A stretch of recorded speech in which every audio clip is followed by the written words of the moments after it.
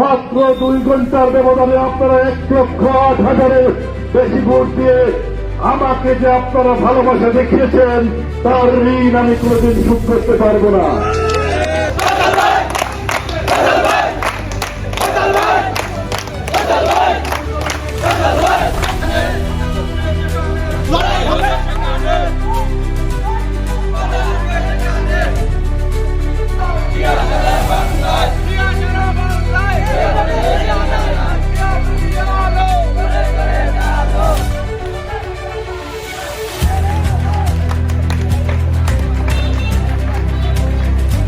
হাজারো ছাত্র জনতার রক্তের বিনিময়ে রক্তের হুলি খেলা দিয়ে এদেশের সবচাইতে নিকৃষ্ট স্বৈরাচার শেখ হাসিনা আমাদের বাংলাদেশ থেকে চিরদিনের জন্য পলায়ন করেছে। বন্ধুরা,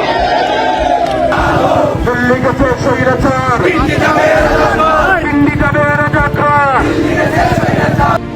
17 বছর ধরে আমাদের নেতা কর্মীরা মৃত্যুর মুখোমুখি দাঁড়িয়েও জাতীয়তাবাদী দলের স্লোগান দিয়েছে। কখনো দলের নামে অন্য দলের ছায়া তুলে গিয়ে অন্য কোন দলের আশ্রয়ে গিয়ে জাতীয়তাবাদী দল করে নাই।